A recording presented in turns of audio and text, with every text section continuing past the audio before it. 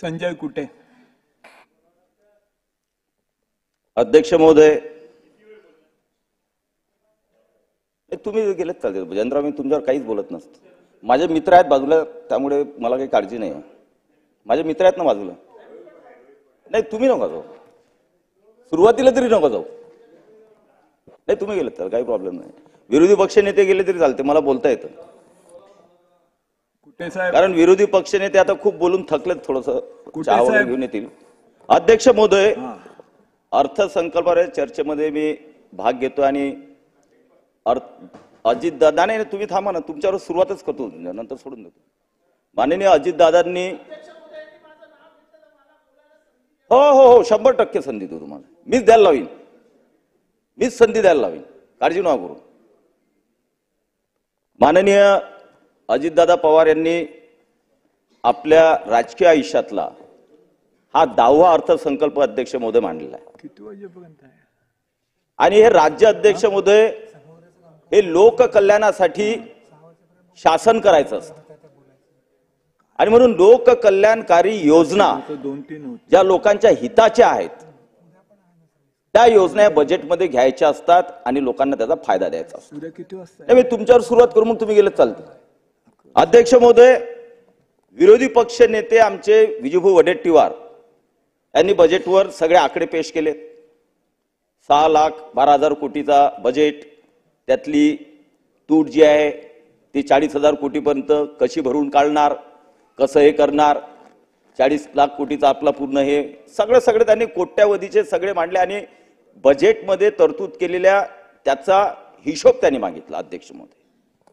परंतु अध्यक्ष महोदय, मी त्यांचं कौतुक एवढ्यासाठी करेल की त्यांनी जे काय मांडले असतील, अजितदादा निश्चितपणे उपमुख्यमंत्री त्यांना उत्तर देतील आणि जो काही खोटा नेरेटिव्ह त्यांच्या भाषणामधला आहे आकड्यांचा तो निश्चितपणे खोडून काढतील. पण माझे मित्र इथं बसलेले आहेत, नाव घेत नाही, त्यामुळे बोलण्याचा प्रश्नच येणार नाही. मग तुम्ही जायपर्यंत मी बोलून घेतो. अध्यक्ष महोदय, एक आमचे सन्माननीय सदस्य एक मित्र आहेत विधिमंडळामध्ये. अध्यक्ष महोदय, खोटा नेरेटिव्ह कसा सेट करायचा, सकाळी उठलं की रात्री झोपेपर्यंत कसं लोकांना मूर्ख बनवायचं तेच ते बोलायचं, आकडे फेकायचे आणि लोकांमध्ये संभ्रम तयार करायचा. एका वाहिनीवर माझ्या मित्रांनी आम्ही डिबेट करत होतो.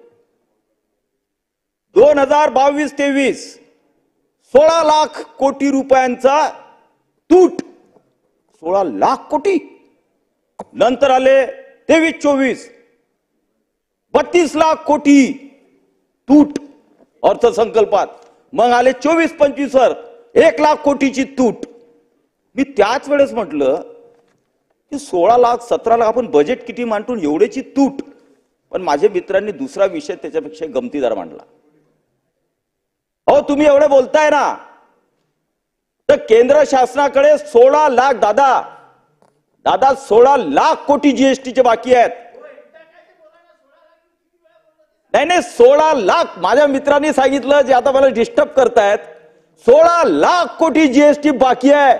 मी त्यावेळेस म्हटलं साहेब 16 लाख कोटी मजाकची गोष्ट आहे का, एवढा जीएसटी कुठं बाकी राहतो, काहीतरी हजारात बोला.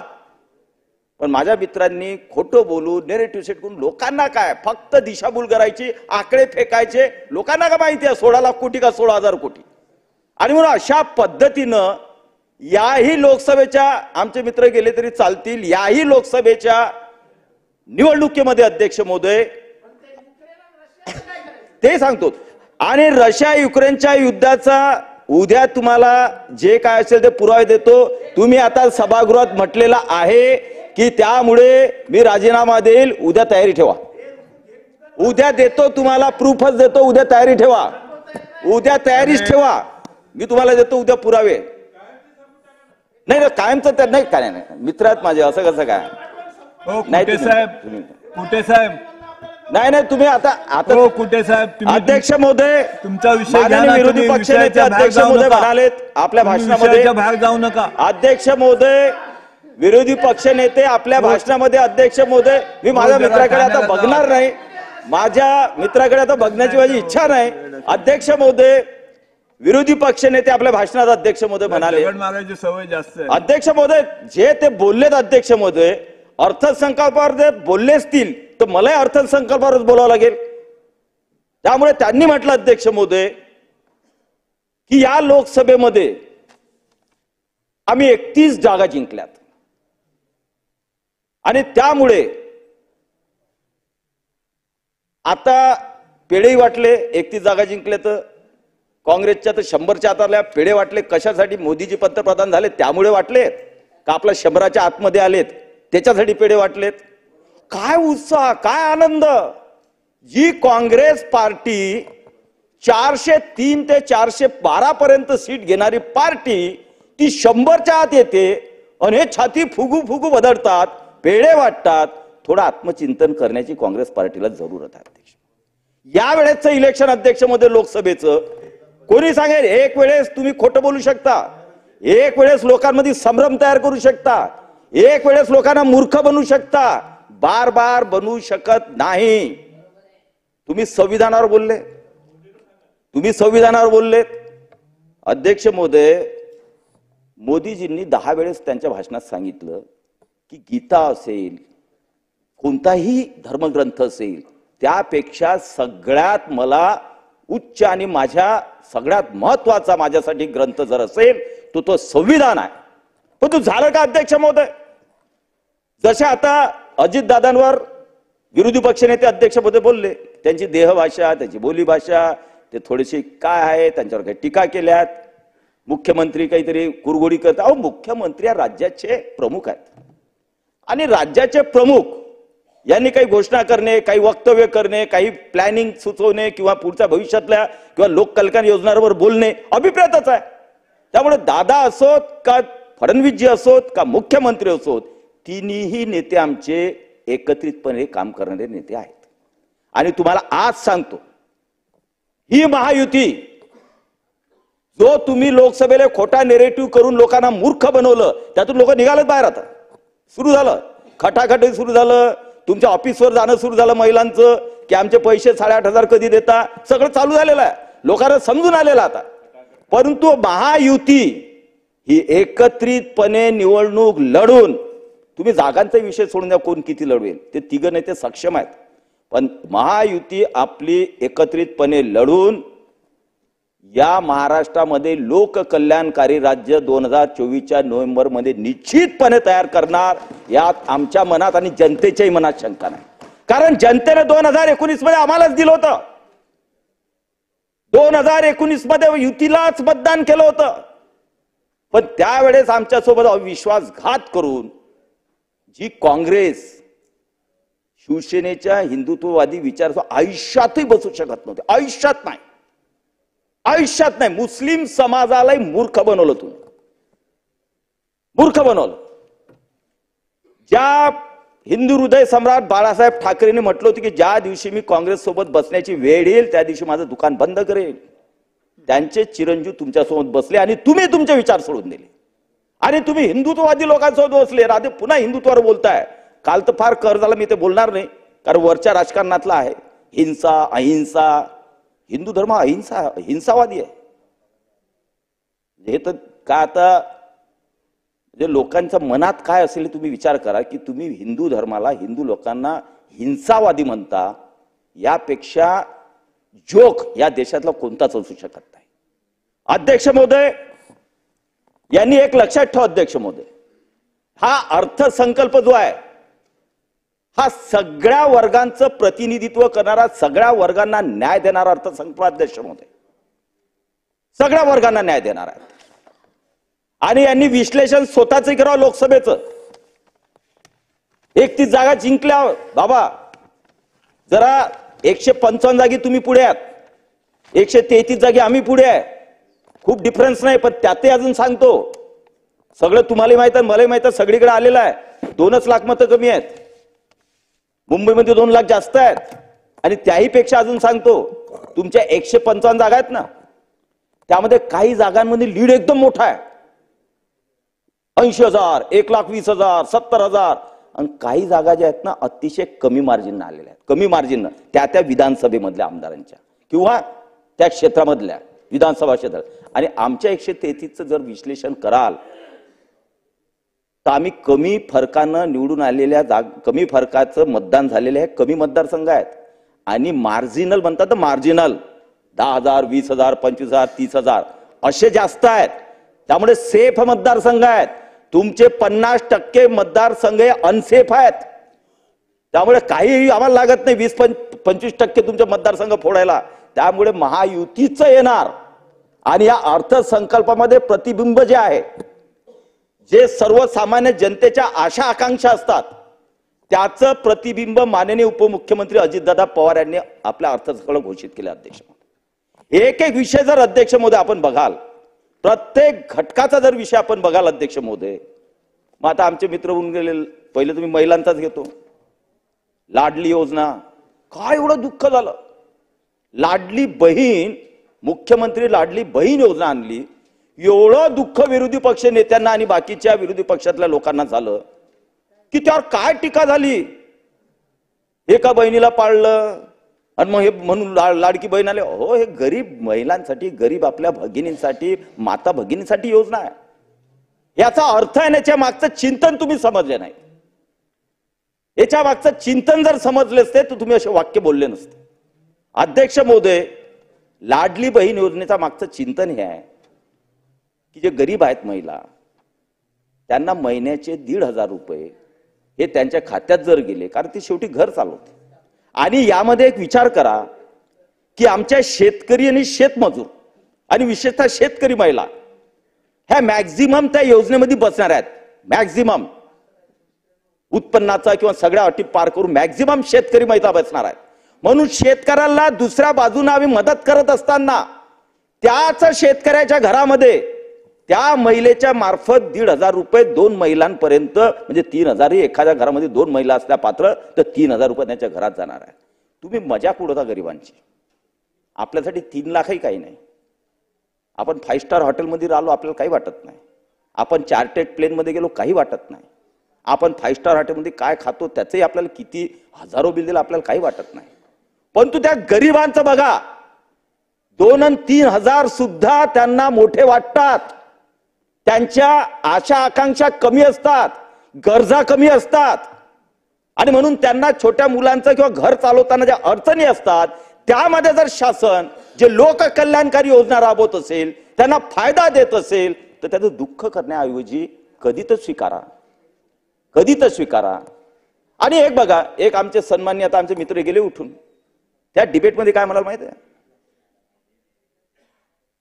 ही तुम्ही मध्य प्रदेश कडून योजना घेतली का नाही घ्यायची या देशामध्ये जे जे राज्य आहे मग ते कोणत्याही पक्षाचं असो त्या राज्यामध्ये जर एक लोक कल्याणकारी योजना कोणतंही शासन राबवत असेल तर ती जर आपण ऍक्सेप्ट केली तर आपल्या महाराष्ट्रातल्या माता भगिनींना त्याचा लाभ दिला तर वावगा काय म्हणून हे करत असताना अध्यक्ष महोदय आपण एक उदाहरण बघा की या सरकारने हे सरकार म्हणजे आम्ही कोणी एक दुसऱ्यावर कुरघोडी करणारे तिन्ही नेते नाही आहेत हे महायुतीचं सरकार आहे त्यामुळे या सरकारकडून अध्यक्ष महोदय जेव्हा 50% महिलांना मोफत प्रवास ही योजना चालू झाली अध्यक्ष महोदय आज तुम्ही एसटी महामंडळाचं जे मंडळ आहे त्याचा अभ्यास किंवा त्याचा आपण माहिती घ्या याच 50% सवलत दिल्यामुळे आज ते एसटी महामंडळ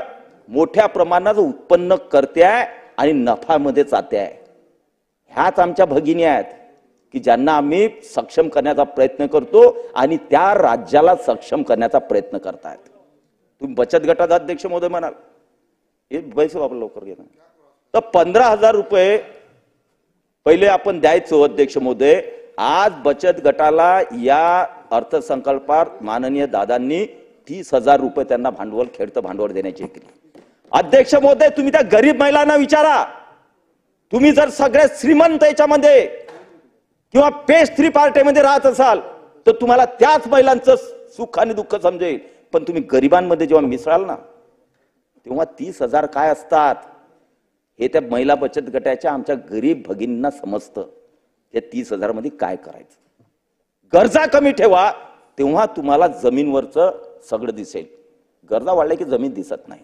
आणि म्हणून 30,000 केलं अध्यक्ष महोदय.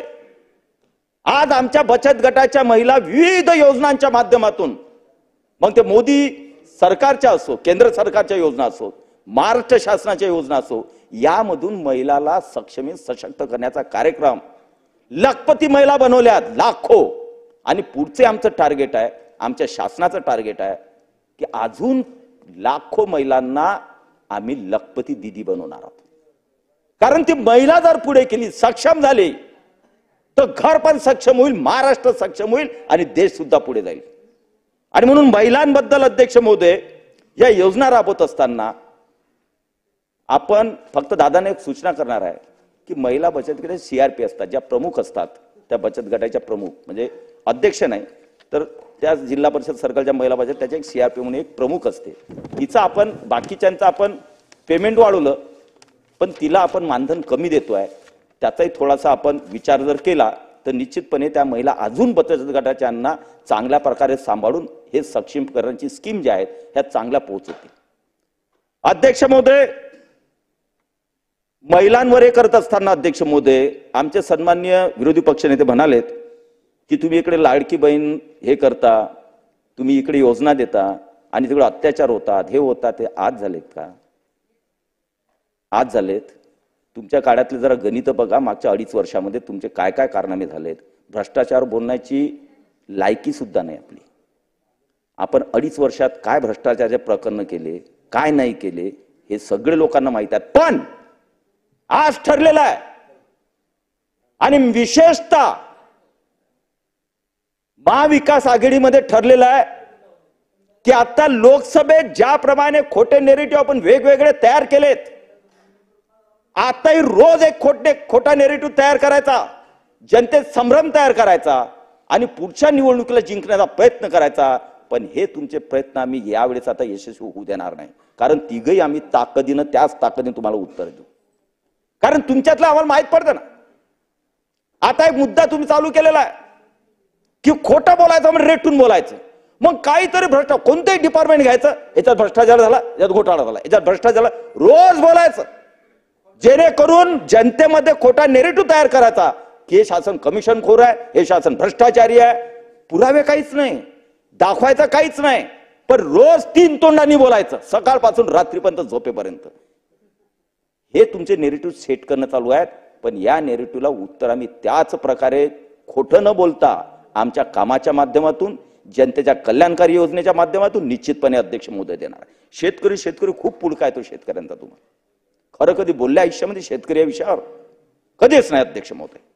आज अध्यक्ष महोदय कमीत कमी हे तर मान्य करायला पाहिजे की केंद्र शासन 6,000 रुपये शेतकऱ्यांना देतंय, राज्य शासन आपलं 6,000 रुपये शेतकऱ्यांना देतंय, 12,000 शेतकऱ्यांना देतंय वर्षाचं. अध्यक्ष महोदय जर आपण पाहिलं अध्यक्ष महोदय तर या 2 वर्षामध्ये 12,000 कोटी रुपये शेतकऱ्यांच्या खात्यामध्ये आपण जमा केले की जे तुम्ही मागच्या 2 वर्षामध्ये तुमच्या 2.5 वर्ष कार्यकाळ 5-6 हजार कोटीच्या वर शेतकऱ्यांना तुम्ही काहीच देऊ शकले नाही. फक्त गप्पा केल्या, बांधावर जाऊन गप्पा केल्यात, विधानसभेत गप्पा केल्यात, इतके लाख, इतके हेक्टरी, अहो सगळे 2 हेक्टरचे 3 हेक्टर आम्हीच केले.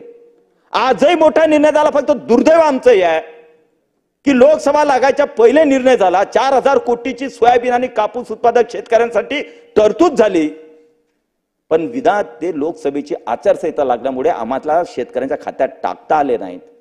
म्हणून अजितदादांनी त्यांच्या भाषणामध्ये घोषणा केलेली आहे की जे सोयाबीन आणि कापूस उत्पादक शेतकरी आहेत ज्यांना मागच्या वर्षी कमी भाव मिळाला किंवा त्यांच्यामध्ये थोडा अनरेस्ट आहे की भाव जास्त असायला पाहिजे, 2 हेक्टर पर्यंत हेक्टरी 5,000 रुपये सरसकट सगळ्या कापूस आणि सोयाबीन उत्पादक शेतकऱ्यांना देण्यात येणार आहेत. आणि तुम्ही समजू नका की निवडणुका आहेत मग घोषणा करायच्या, निवडणुका आहेत घोषणा करायच्या आणि निवडणूक आल्यामुळे काही घोषणा करतील आणखीन कुठून देणार नाहीत. काही तुम्ही नॅरेटिव्ह सेट करू नका, काही उपयोगाचा नाही आहे. 2019ला मी मंत्री होतो त्यावेळी बरेच GR काढलेत, पैशांची तरतूद केली ओबीसी खात्यामध्ये, धनगर समाजाच्या योजनांवर 500 कोटी रुपयाची तरतूद केली. सरकार बदललं दुर्दैवानं, विश्वासघातानं, पण त्यानंतर त्या 500 कोटी बंद आणि त्यानंतर धनगराचे 2 वर्षामध्ये ते 500 कोटी तर गेलेच, लॅप झाले, पण एकही योजना धनगर समाजासाठी तुम्ही 2 वर्षात राबवली नाही. ती आता आम्ही सुरू केलेली आहे या शासनमध्ये आणि धनगर समाजाला आम्ही लाभ देण्याचा प्रयत्न करतोय. अध्यक्ष महोदय, म्हणून सांगतो अध्यक्ष महोदय, या योजना आम्ही आता डिक्लेअर केलेल्या आहेत, त्या फसव्या नाही आहेत. तुम्हाला त्याचे रिझल्टच दिसतील. आणि रिझल्ट पाहायचे असतील पाटील साहेब, साधं कोणतेही तहसीलवर जा, कुठेही जा, रांग लागलेल्या आहेत. लोकांमध्ये, आमच्या महिलांमध्ये उत्साह आहे. तुम्ही त्यांचे फोटोग्राफी काढा, जरा बघा चेहरे कसे आहेत, प्रफुल्लित आहेत, तुमच्यासारखेच हसतात ते छान. तुमचं हास्य आणि त्यांचं हास्य सेम आहे, पण तुम्ही बघा जमिनीवर जाऊन.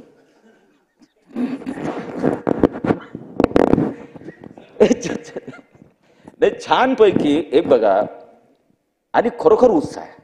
म्हणून मी मी आकडेवारी का मांडत नाही, कारण जे आकडे विरोधी पक्ष नेत्यांनी मांडले की अर्थसंकल्पाला तूट, हे ते राजकोषीय तूट वगैरे वगैरे वगैरे, कर कुटुंबाला इतका करते, ते त्याचं दादा त्या टेक्निकल भाषेमध्ये उत्तर देतील.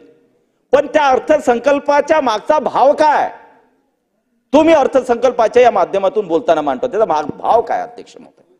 अध्यक्ष महोदय,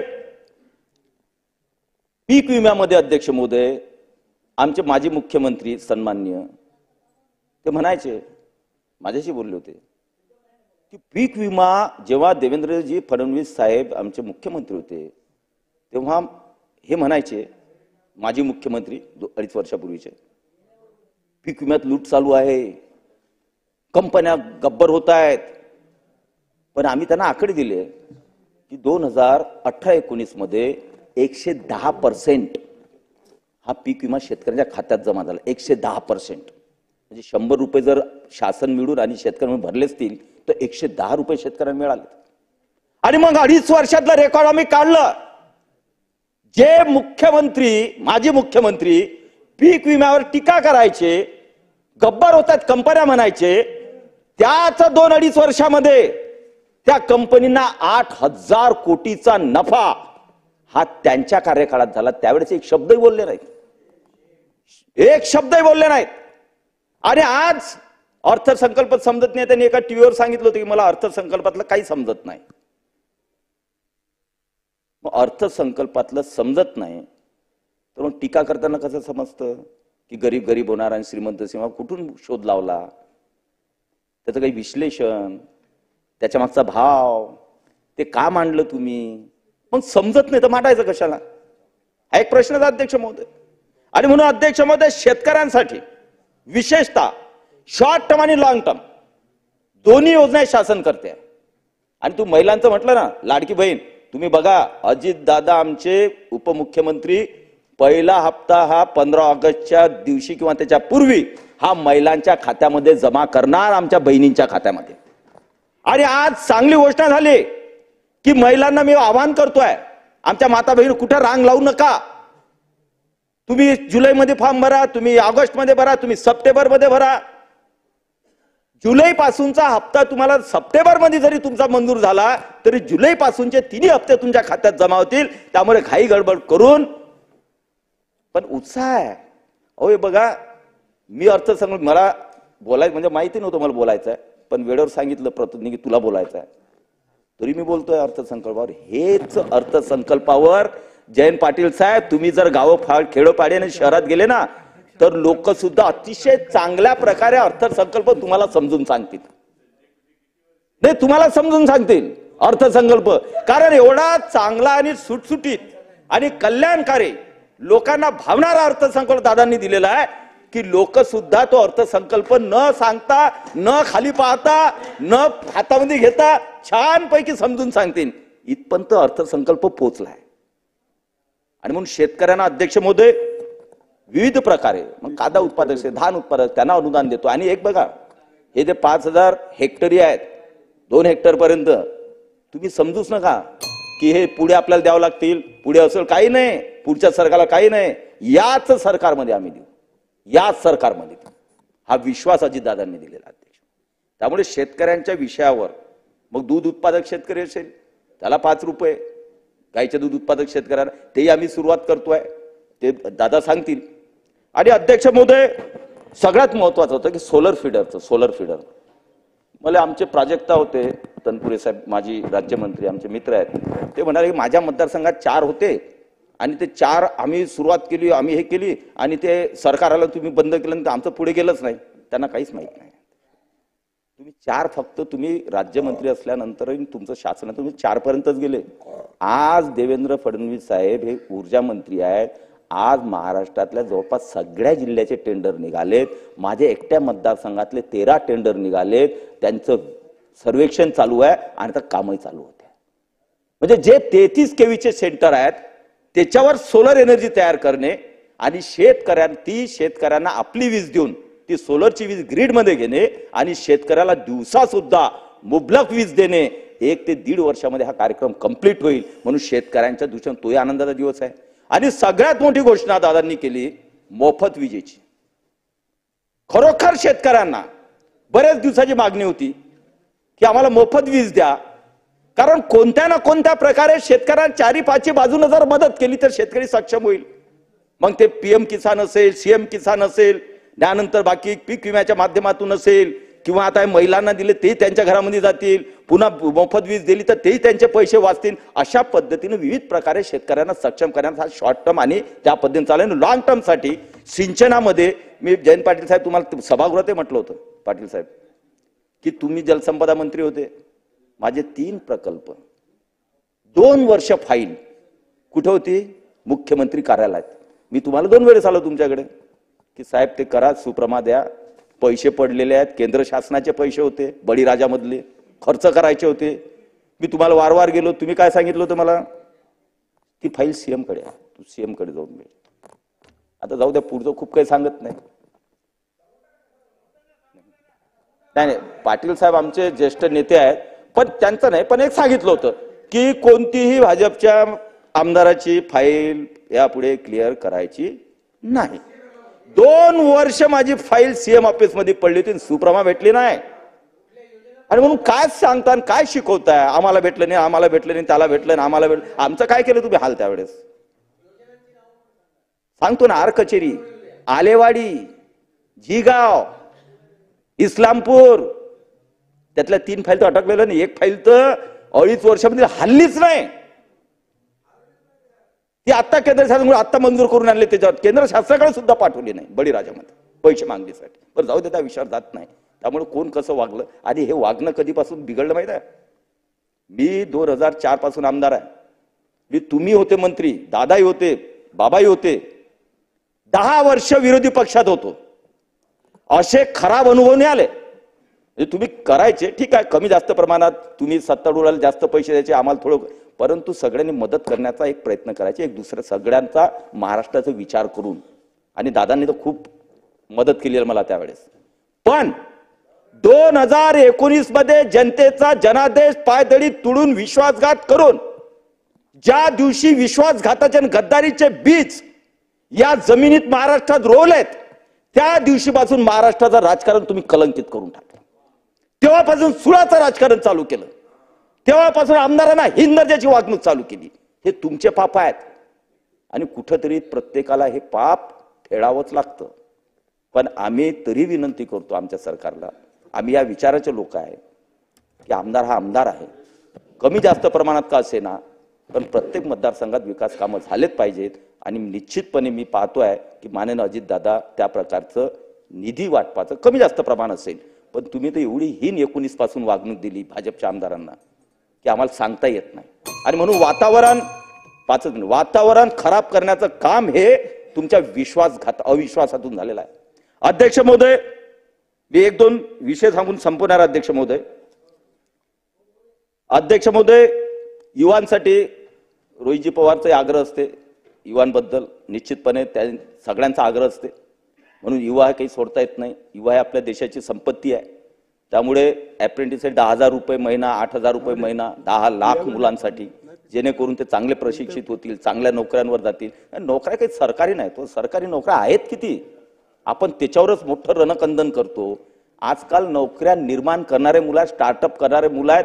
आजकाल मुलांमध्ये तेवढं स्किल आहे, फक्त त्यांना मदतीची गरज असते. आज त्या रोजगाराच्या माध्यमातून देश पुढे जातो. अध्यक्ष महोदय, मी बाकीच्या विषयावर बोलणार नाही. अध्यक्ष महोदय, फक्त एका विषयावर बोलणार आहे आणि संपवणार अध्यक्ष महोदय, कारण विषय भरपूर आहेत. मोफत शिक्षण मुलींचं असेल, त्यामध्ये विरोधी पक्ष नेत्यांनी जी अपेक्षा व्यक्त केली, मला वाटतं दादा त्याच्यावर निश्चितपणे विचार करतील, त्यामधून मार्ग काढण्याचा प्रयत्न करतील अध्यक्ष महोदय. पण अध्यक्ष महोदय, आपल्या या महाराष्ट्रामध्ये शेवटचा मुद्दे मांडणार आणि संपवणार आहेत. या महाराष्ट्रामध्ये मराठा समाज जो आरक्षण मागतोय, ओबीसी समाज ज्याच्यामध्ये आरक्षणाच्या बाबतीत अनरेस्ट आहे. अध्यक्ष महोदय, कधीतरी या सदनातल्या सर्व सन्मान्य सदस्यांनी खरं बोलून कोणत्याही समाजाची फसगत होणार नाही या प्रकारे जर एक दिशेने जर काम केलं अध्यक्ष महोदय, त्या समाजात भांडणं लागणार नाही. पण अध्यक्ष महोदय, भांडणं कसे लागतायत? मी विरोधी पक्षांना विनंती करणार, आवाहन करणार आहे. आता संविधानावर बोलताना विजयभाऊ वडेट्टीवार म्हणाले की 5-6 खासदारांनी म्हटलं, तिथून आम्ही मग संविधानावर नेरेटिव्ह चालू केला. तुमच्याच गोव्याचे खासदार, तुमच्याच गोव्याचे काँग्रेसचे उमेदवार इलेक्शन पिरियड मध्ये संविधान हे आमच्यावर लादलं गेलेलं, गोव्यावर हे संविधान आमच्यावर लादलं गेलं, हे स्टेटमेंट गोव्याचे उमेदवार काँग्रेसचे याच लोकसभेमध्ये त्यांचं स्टेटमेंट होतं. पण आम्ही त्याला एवढं महत्व दिलं नाही, कारण ते खासदाराचं किंवा एक त्या व्यक्तीचं होतं, पक्षाचं नव्हतं, म्हणून आम्ही त्यांना दिला नाही, त्याला महत्व दिलं नाही. अहो, काश्मीरमध्ये संविधान लागू नव्हतं. कोण म्हणते, कोण एससी एसटीला तिथं तुम्ही हे केलं? एससीला कोणाला तिथं हे होतं तुमचं आरक्षण? ते मोदी साहेबांनी केलं 370 काढून. नाही तर एससी लोकांना आरक्षणच नव्हतं काश्मीरमध्ये. अभ्यास करा, तेवढा छोटा माझा अभ्यास आहे. आणि अध्यक्ष महोदय, महाराष्ट्र अध्यक्ष महोदय, ओबीसी आणि मराठा हे भांडणं जे लागतात, माझी प्रामाणिक इच्छा आहे, माझी प्रामाणिक इच्छा आहे, नाही तुम्हाला सांगतो, प्रामाणिक इच्छा आहे, तुम्हाला सांगतो, तुम्ही नका, तुम्ही सगळं जास्त लावता, राहू द्या.